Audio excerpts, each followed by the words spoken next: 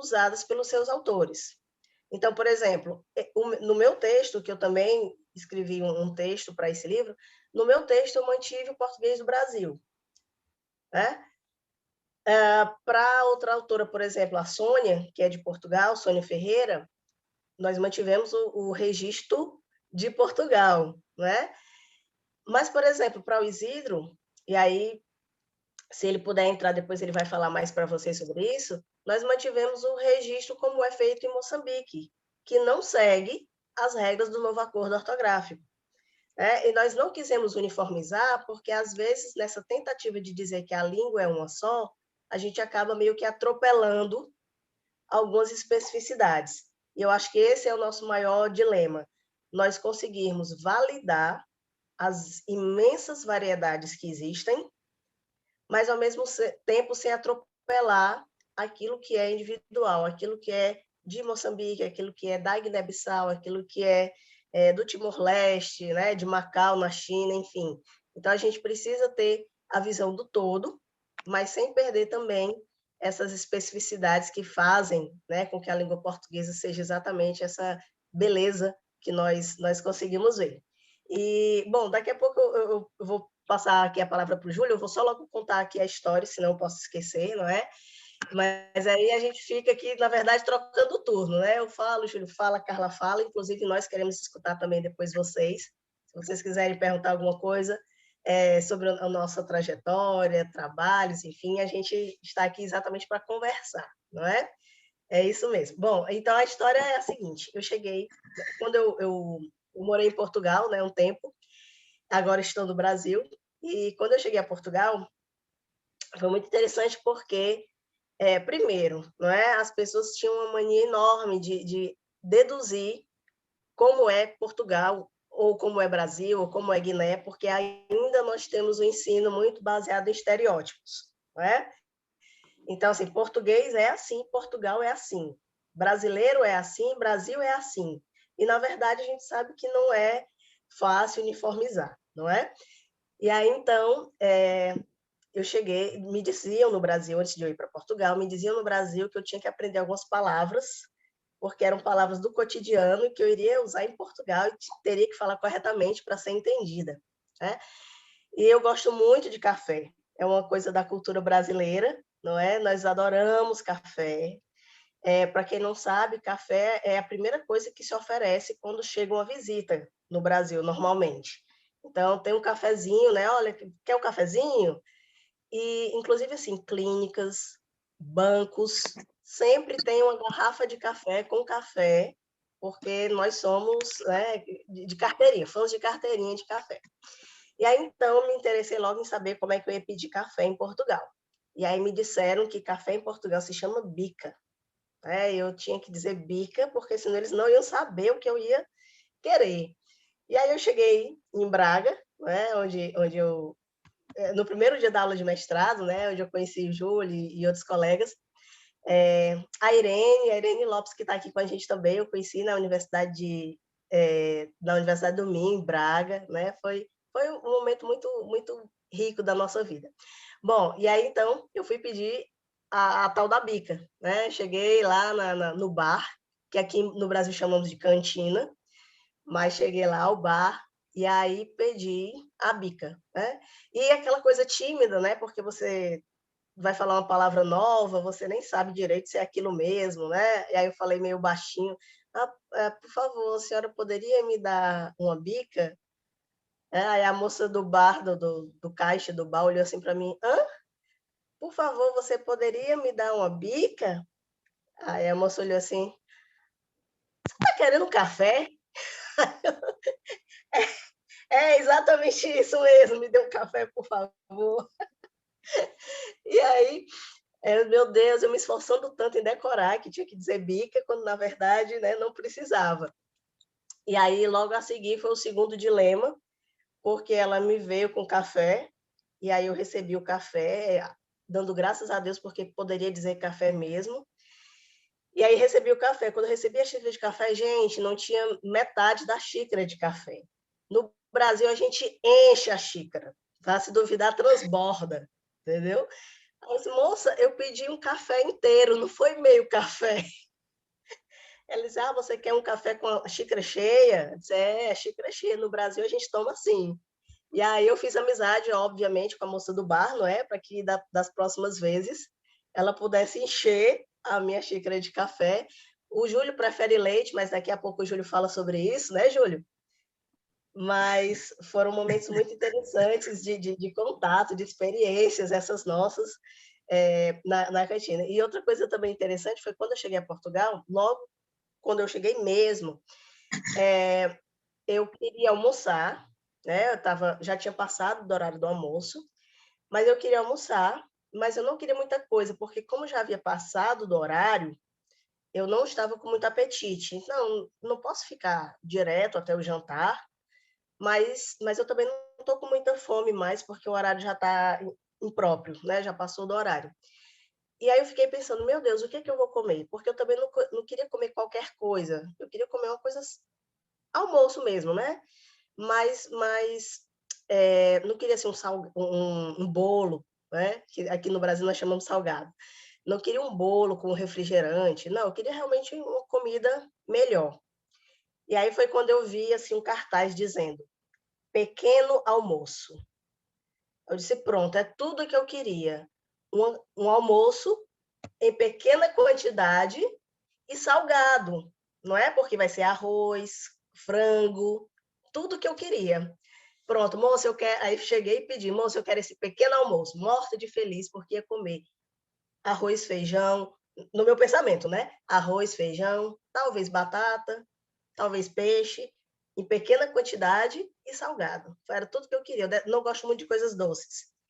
E aí a moça vem com um pequeno almoço e ela diz: é isso aqui, o pequeno almoço. Aí quando eu olho aquelas coisas doces, não é saborosas, mas assim, eu com o estômago vazio, aí eu, moça, mas aqui tá dizendo pequeno almoço. Ela, pois é, isso aqui é um pequeno almoço. Mas, moça, mas almoço não é almoço? Pequeno almoço não é um almoço menor? Ela disse, não, pequeno almoço aqui é o que nós comemos quando nós acordamos, nosso desjejum, né? Foi até essa palavra que ela usou. E aí foi então quando eu descobri, né? Foi meu primeiro contato com o café da manhã de Portugal, ok? Então, assim, existem essas diferenças? Existem. Elas fazem com que nós tenhamos essas histórias para contar? Com certeza. Mas, mais que isso, a nossa língua é uma língua que permite que nós possamos estar aqui agora, né, conversando, eu contando as histórias, vocês podendo compreender, podendo falar, depois nós vamos, obviamente, interagir. Então, assim, é óbvio que existem as diferenças e que as diferenças são válidas, e que elas enriquecem a língua.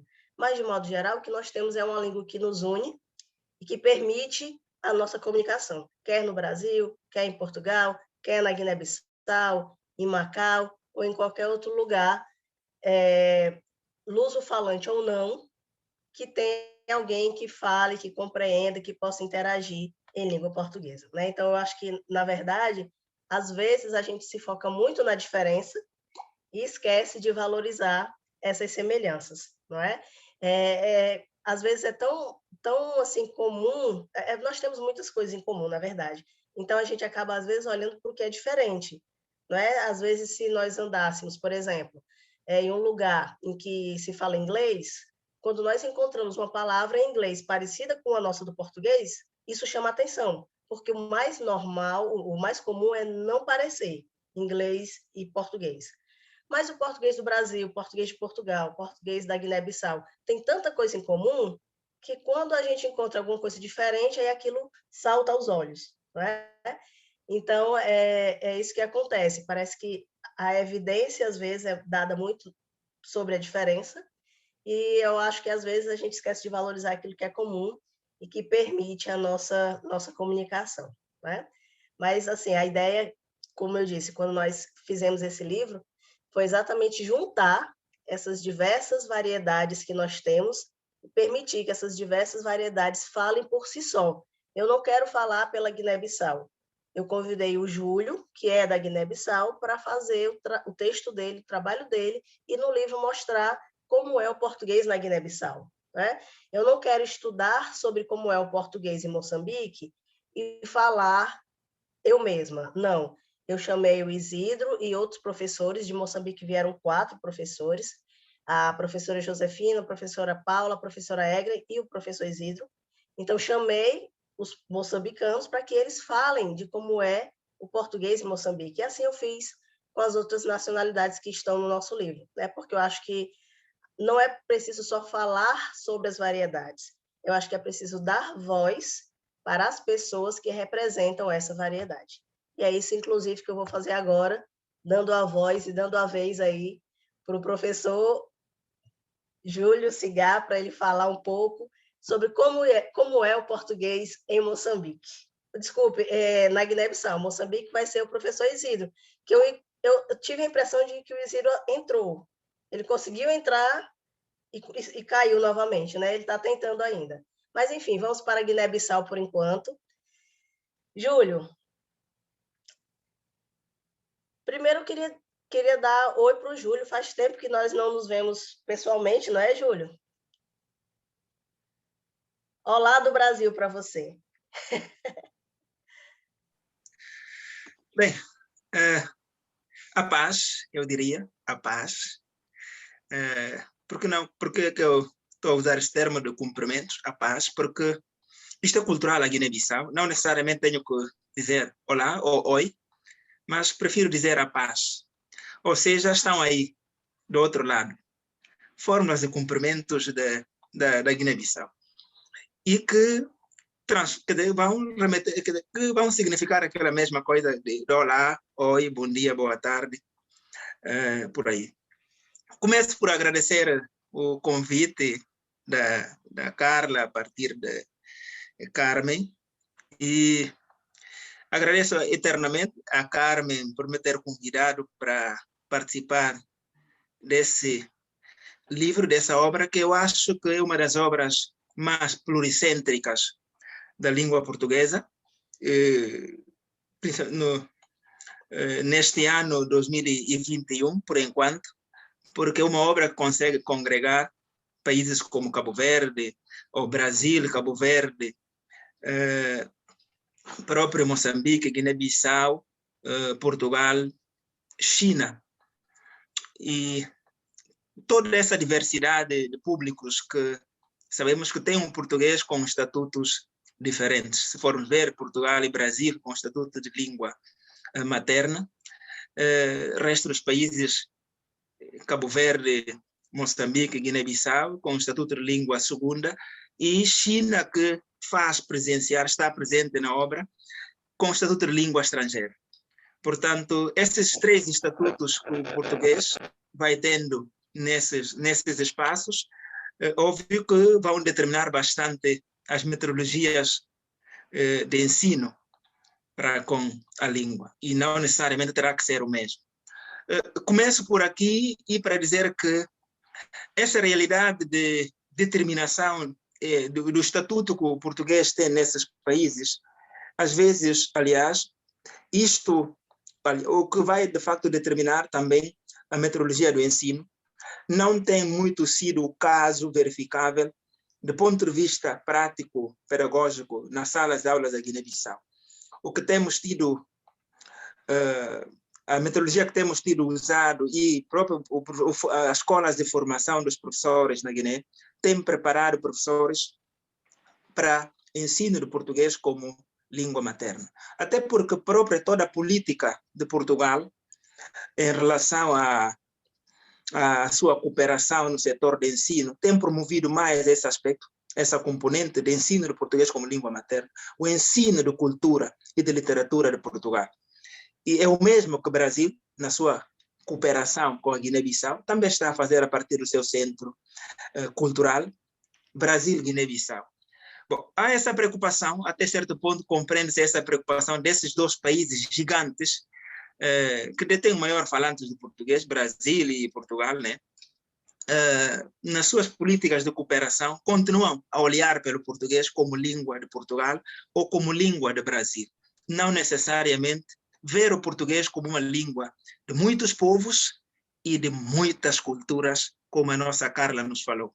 E quando estamos a falar da língua, que eu também subscrevo, estaremos quer dizer, intrinsecamente a falar de cultura. Não se pode falar de língua sem, no entanto, falar-se de cultura, e muito menos falar da cultura sem se falar da língua, porque toda essa manifestação cultural é expressa a partir do uso de linguagem ou a partir do uso da própria língua que estamos, neste momento, a fazer. Foram essas abordagens que eu trouxe no artigo que eu escrevi no livro, intitulado Lugar da Cultura na Didática do Português, Língua Não Materna. Este é o título do meu artigo. Mas acho que não vou muito falar do artigo. Queria aqui abordar nesse café algumas questões que me têm sempre inquietado e que quero ainda aprofundar. Países como nós, da África, países que têm uma situação linguística, nós somos países praticamente multilinguistas, então países, quer dizer, consequentemente multiculturais. O português nos nossos países, refiro-me a Moçambique, Guiné-Bissau, Cabo Verde. Cabo Verde até tem um caso particular. Se formos olhar, a Guiné-Bissau é daqueles países que talvez ainda tem uma particularidade muito diferente de todos os outros restantes países de PALOP. Isto por quê? Porque Angola, por exemplo, tem várias línguas, mas encontra no português como aquela língua de unidade, aquela língua de encontro entre os diferentes grupos étnicos que compõem Angola. O mesmo acontece em Moçambique. Moçambique encontra no português como ponte de ligação entre diferentes grupos étnicos que falam diferentes línguas, porque cada grupo étnico nesses países falam uma determinada língua ou dialeto. Portanto, ao passo que Cabo Verde tem uma situação particular que é falar o crioulo. Sair do crioulo já vai diretamente para o português. A Guiné-Bissau vem já aqui com uma particularidade diferente de Cabo Verde, diferente de Angola, que é um país que tem uma média de quase 30 grupos étnicos e grupos e subgrupos étnicos e, consequentemente, 30 línguas também ou dialetos faladas. Para além desses grupos étnicos que compõem todo esse mosaico étnico e cultural da Guiné-Bissau, nós temos aquela situação de ter o crioulo no meio, que vem como a língua de ponte, aquilo que hoje se vê na Guiné como língua de unidade nacional, quer dizer, aquela língua que liga todos esses povos, esses grupos étnicos. Não o português, porque em Angola seria o português, em Moçambique seria o português. Portanto, tem ainda o crioulo que liga. Quer dizer, um guineense pela nascença é bilingue, fala a sua língua étnica e fala depois o crioulo. Ou até trilingue, fala, nascendo numa comunidade em que há uma mistura entre dois grupos étnicos, a tendência é falar essas duas línguas étnicas e depois falar mais o crioulo, que é a língua de encontro da unidade nacional, como é visto pelos guineenses. Só na escola é que nós chegamos ao português. Metodologias, isto talvez esse é daqueles casos que ainda a ciência não tem muito analisado. Obrigatoriamente a metodologia de ensino, essa particularidade, até nos remete para ver o português como língua estrangeira, mas também não como língua estrangeira, porque a Guiné-Bissau não tem nenhuma outra língua de ensino. Português continua a ser ainda a única língua de escolarização, a única língua de ensino. Contudo, falada, aliás, uma média de 27% dos guineenses é que declaram falantes do português. A partir do inquérito de dados estatísticos do país, declararam de que são falantes do português. Mas, do ponto de vista prático, comunicativo, é muito raro, eu posso não querer ser exagerado, dizer que seria difícil você encontrar numa das ruas de Bissau, de país, por exemplo, Bissau é a capital, ver alguém a falar português, a não ser na escola. Passo a citação à reitora de uma das universidades católicas privadas do país, em que disse numa das suas comunicações de que português na Guiné-Bissau é língua de sala de aulas, porque mesmo no recinto escolar os estudantes não falam português, falam crioulo. O crioulo, que é falado, uma média de quase já 90% dos guineenses praticamente hoje já falam o crioulo, para além das suas línguas étnicas.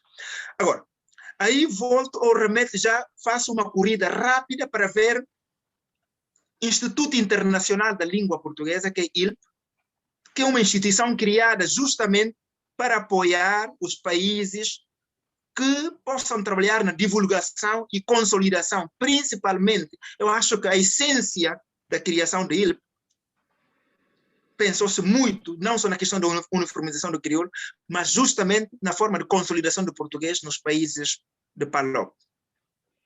E depois para a sua expansão para outros povos que também podem ter interesse.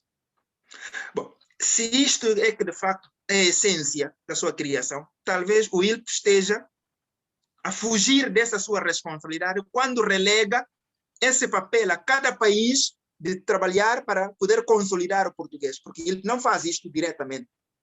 Quer dizer, ILP foge daquilo que podiam ser as suas responsabilidades de promover países pequenos como Guiné-Bissau, que têm essa situação, países como Santo Tomé, países como Timor-Leste, que tem ainda o Tetun, que não necessariamente o português, que é a língua de encontro, tem o Tetun, que é língua de encontro, países como Timor, Santo Tomé e Guiné-Bissau, Cabo Verde também, muito pequenos e muito frágeis, do ponto de vista, Cabo Verde até eu vou tirar de parte, porque do ponto de vista democrático e do ponto de vista de desenvolvimento está muito avançado.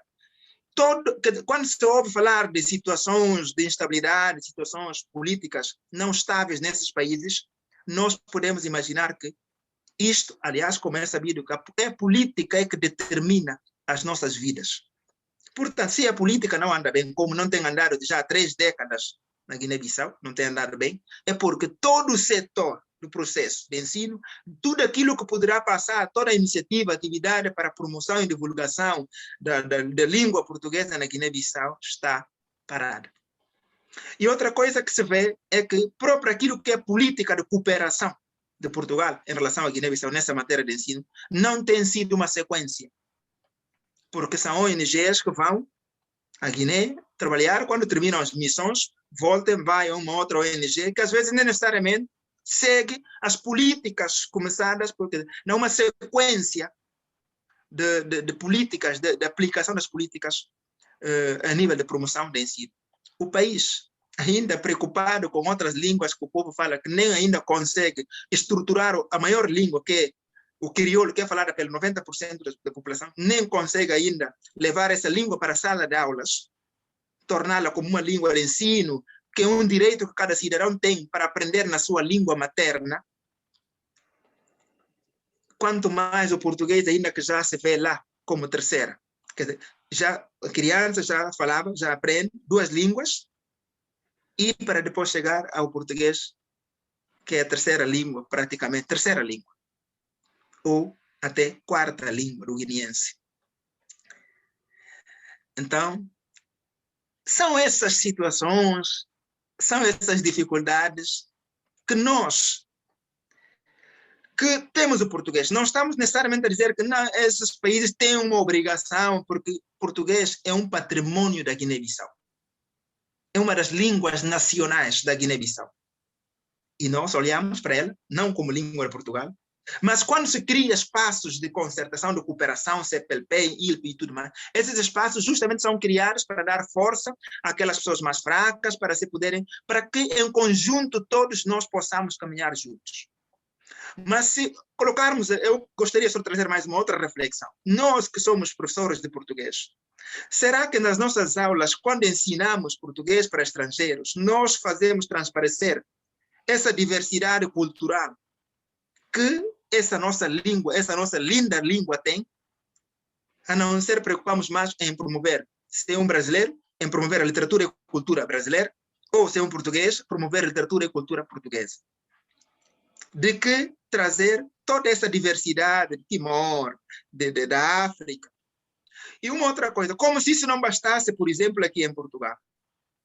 Trabalha-se muito na redução, quer dizer, na redução ou em não promover, em minimizar aquilo que é literatura, aquilo que é cultura africana, da língua portuguesa. Porque quando nós temos cadeiras, por exemplo, no centro, nas universidades, que não sei como é que é no Brasil, dizendo literatura africana de língua portuguesa. Quantos países nós não falamos? Eu passei toda a vida a aprender a estudar português, estudando literatura portuguesa e brasileira. Nós não falamos de literaturas estrangeiras. Quando estamos a falar de literatura africana de língua portuguesa, o que é que você vai falar? Eu estudei, por exemplo, estudei essa cadeira em que nem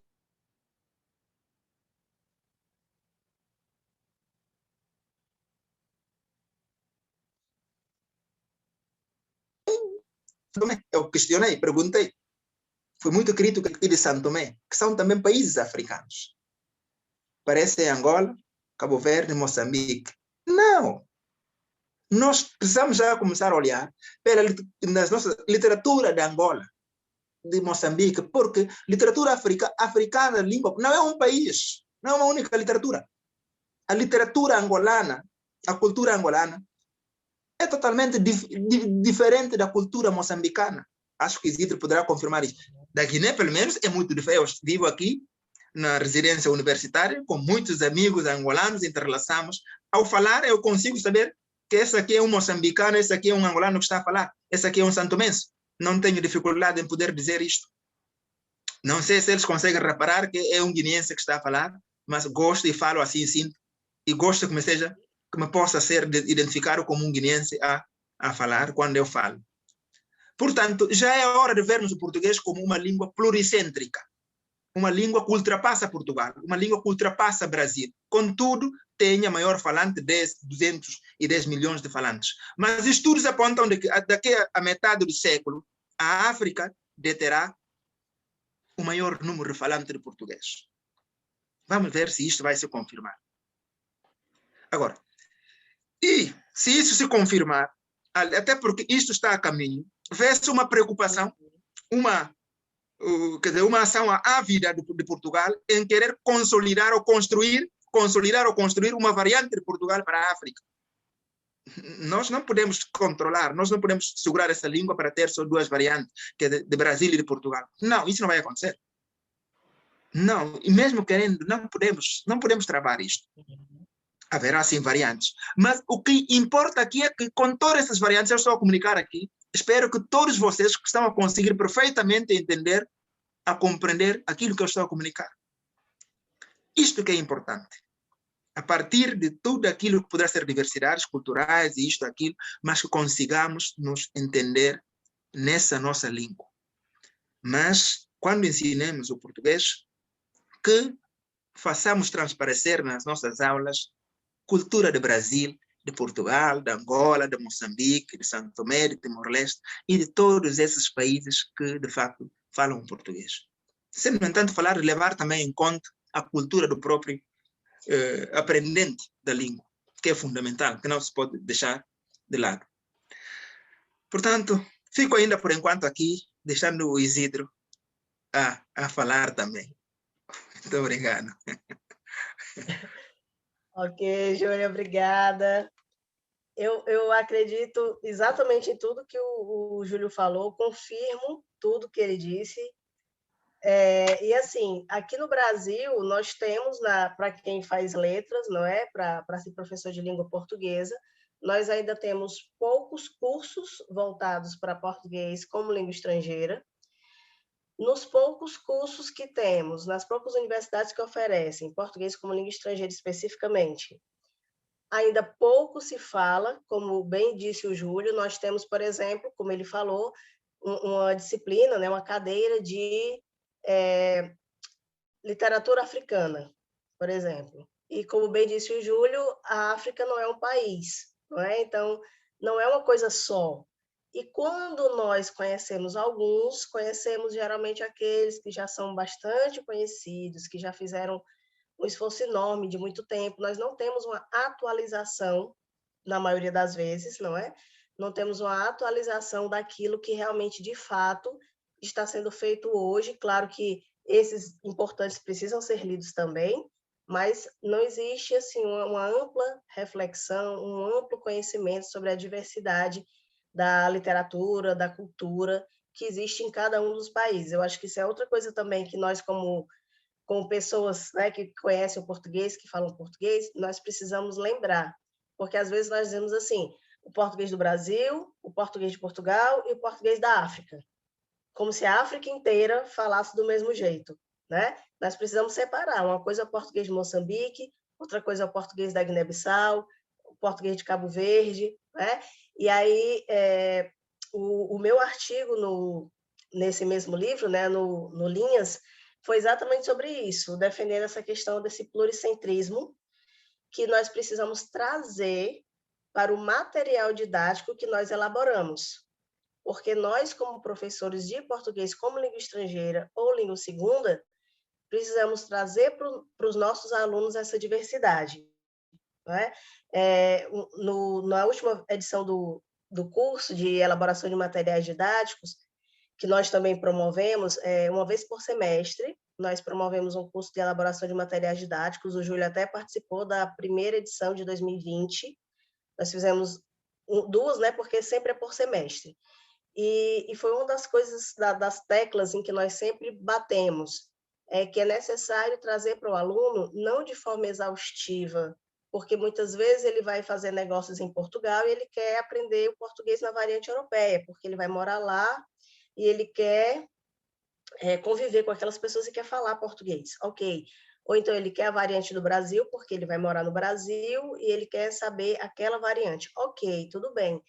Mas nada impede um professor de Portugal me ensinar português e eu ir morar no Brasil, como nada impede um professor do Brasil me ensinar português e eu ir morar em Portugal, não é? E, principalmente, quer em Portugal, quer no Brasil, nada nos impede de, ao falarmos sobre a nossa variante, ao ensinarmos a língua portuguesa, mencionarmos que existe vida em língua portuguesa fora do Brasil e de Portugal. Né? Então, quando eu estava dando esse curso, uma coisa que eu lembro muito do exemplo que eu falei, né? Eu disse assim, gente, é o seguinte, nós estamos no Brasil, por exemplo, e aí nós vamos falar e a pessoa vai interagir na variante do Brasil. Mas na aula de português para estrangeiros, a aula é exatamente para isso, para ir além do que ele normalmente já vai ver no meio da rua. Não é? Esse direcionamento precisa ser dado pelo professor. Então, se eu estou na minha sala de aula, ou estou elaborando meus materiais que vou aplicar em sala de aula com aqueles alunos, eu preciso lembrar, não é exaustivamente, mas se eu estou falando, por exemplo, de transportes, e eu digo que no português do Brasil existe um determinado meio de transporte que se chama ônibus, nós não gastamos 10 segundos para dizer que em Portugal se chama autocarro e que em Angola, por exemplo, se chama machimbombo. Não é? Então, assim, é aquela gotinha que você coloca, e claro, tem aluno que vai querer que você fale muito mais sobre isso, tem aluno que vai só achar curioso a variedade aí de nomes, outro aluno, ok, não vai nem anotar, mas nós, como professores de português para estrangeiros, nós não podemos privar os nossos alunos de saber mais, né, de conhecer mais. E por falar em transportes, o Isidro entrou aqui em contato comigo, ele disse que realmente não está conseguindo a conexão por conta da falta de energia.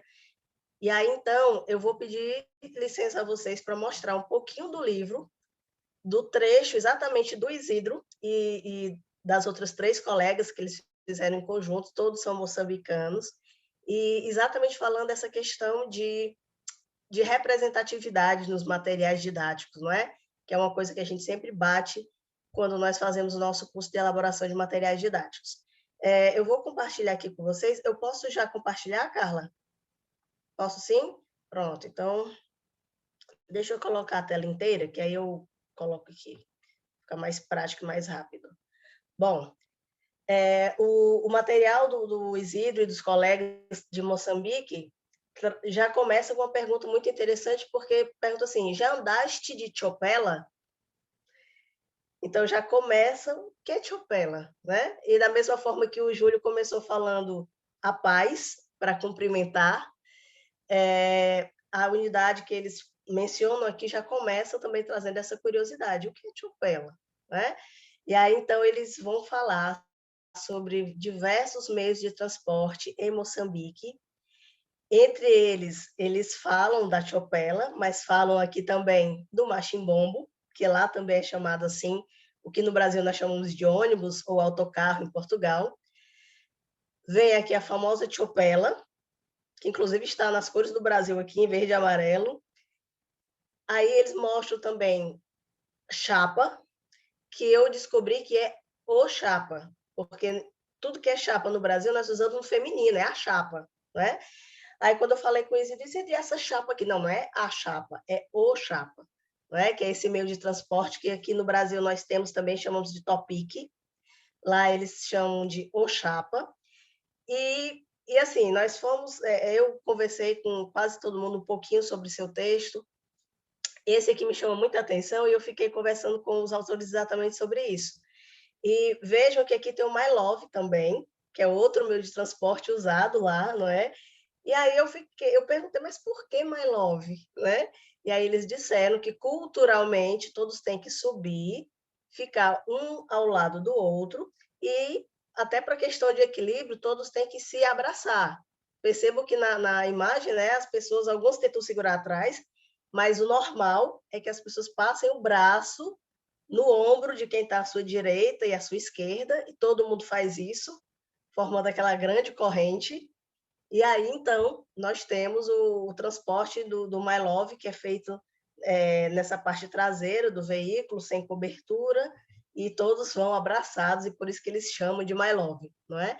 Então, assim, é de uma riqueza imensa isso, e a gente não pode deixar de apresentar isso para os nossos alunos, não é? Uma imagem, nós conseguimos fazer milhares de coisas, e eu jamais teria acesso a isso se eu não tivesse conversado, por exemplo, com o Isidro, com a professora Josefina, com a professora Paulo, com a professora Egren, que são de Moçambique e que contaram uma coisa da particularidade deles. Nós não saberíamos que na Guiné-Bissau nós poderíamos cumprimentar alguém dizendo a paz, né, de entrada, se o Júlio não tivesse falado aqui para a gente.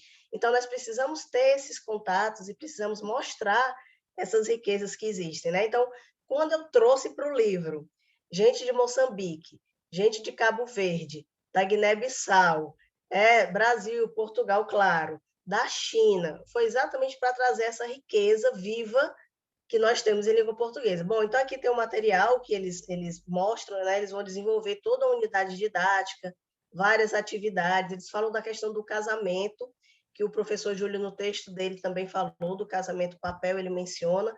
Aqui eles falam com relação ao lobolo, que é muito parecido com a cerimônia de casamento angolana, né? Nós temos o alambamento na Angola e o lobolo em Moçambique, que são parecidas as celebrações, os rituais.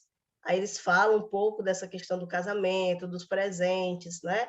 E eles vão exatamente apresentando essas coisas riquíssimas da cultura de Moçambique, assim como no material do professor Júlio também ele mostrou coisas importantíssimas, e não só mostrou, mas também analisou o manual didático de ensino de português lá, né? Então, assim, são essas as contribuições. Obviamente, o Isidro poderia falar muito mais, mas, assim, uma coisa que nós, como eu disse no início, e vou enfatizar, nós tivemos muito respeito a essa diversidade, né? Eu sempre tive muito isso muito claro para mim. E então, o que nós fizemos? As colegas, por exemplo, que são chinesas, nós mantivemos o nome chinês delas, porque eu não sei se todo mundo sabe, mas quando eles vão para Portugal ou vêm para o Brasil, eles adotam o nome nosso, o nome ocidental, não é? Então, eles adotam mesmo, tem uma lista de nomes, eles escolhem qual vai ser o nome deles. E nós fizemos questão de manter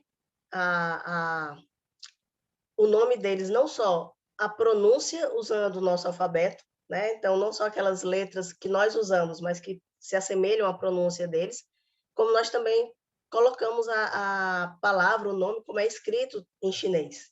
No caso do pessoal de Moçambique, nós mantivemos a escrita conforme é usada de fato em Moçambique, sem considerar, no caso, as regras do novo acordo ortográfico. Então, quem vai ler vai ver selecção, por exemplo, né, com a letra C antes do cedilha, porque nós mantivemos tudo isso.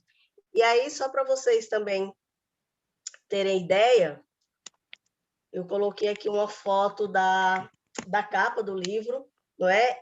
Em que nós fizemos questão de deixar aqui os rostinhos de todos os que participaram, não é? Então, vou começar aqui da esquerda para a direita. Nós temos aqui o professor Júlio, que vocês já viram e ouviram hoje, que é da Guiné-Bissau. Nós temos a professora Lara Marques, que é de Portugal. Aqui nós temos a Lian, que é da China. Nós temos aqui a Patrícia Moreira, que é de Cabo Verde. Nós temos aqui a Paula Cruz, que é de Moçambique.